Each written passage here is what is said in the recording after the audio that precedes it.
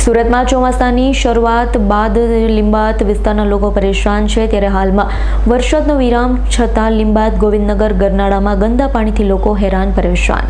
સુરતમાં ચોમાસા સાથે જ પાલિકાની પ્રી મોન્સૂન કામગીરીના ધજાગરા ઉડી ગયા હતા, ત્યારે લીંબાયત વિસ્તારના લોકો તો ચોમાસાની શરૂઆતથી જ હેરાન પરેશાન છે। હાલમાં વરસાદે વિરામ લીધો હોવા છતાં લીંબાયત વિસ્તારના લોકોને સમસ્યાનો નિવેડો આવ્યો નથી। વાત એમ છે, ઉધના લીંબાયતને જોડતા બ્રિજ પર ભારે ટ્રાફિક હોય, વર્ષો જૂના ગોવિંદનગર ગરનાળાનો લોકો ઉપયોગ કરે છે। સમગ્ર ચોમાસા દરમિયાન વરસાદ હોય કે ન હોય, ગરનાળામાં પાણી ભરાઈ રહે છે। ગરનાળાનું રિપેરિંગ બાકી હોવાથી ખાડાઓનું પુરાણ પણ ન વાહનો થતા વાહન ચાલકો ગબડી રહ્યા છે। તંત્ર ડોક્યુ સુદ્ધા કરતું નથી, જેથી લોકોમાં રોષ જોવા મળ્યો।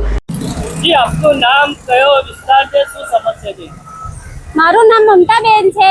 આ ગોવિંદનગરનું ગરનાળું છે, અહીંયા બહુ જ આવવા જવાની તકલીફ વધારે પડે છે, કારણ કે આ છે ને ખારાઓ પણ બહુ છે, અંદર મત્તીઓ પણ બહુ છે, એટલે અમારી ગાડી બધી સ્લીપ ખાય છે।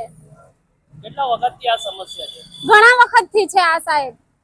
અહીંયા આવ્યું બનાવે એટલે પાછું પાણી આવ જાવ કરે એટલે પાછા ખાડા જ પડી જાય છે।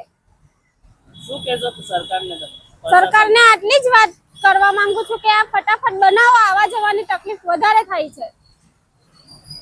તમે આ બ્રિજ બી બનાવ્યો છે, ત્યાંથી જવામાં તમને કોઈ? જી, આપનું નામ, કયો વિસ્તાર છે, શું સમસ્યા છે? મારું નામ કેસરી પીરદાદા, લીંબાયત સામાજિક અગ્રણી તેમજ ગોવિંદનગર ઇન્ડસ્ટ્રીયલ સોસાયટી ઉપપ્રમુખ।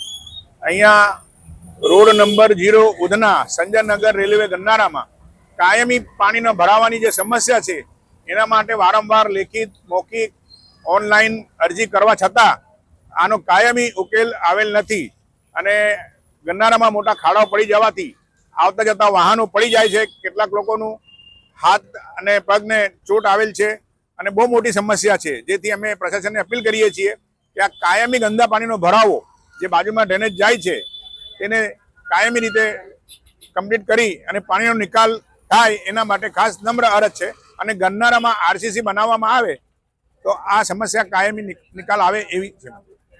Bureau report, S9 news, Surat. અમારી તમામ માહિતીથી અપડેટ રહેવા માટે જોડાયેલા રહો S9 ન્યૂઝ સાથે।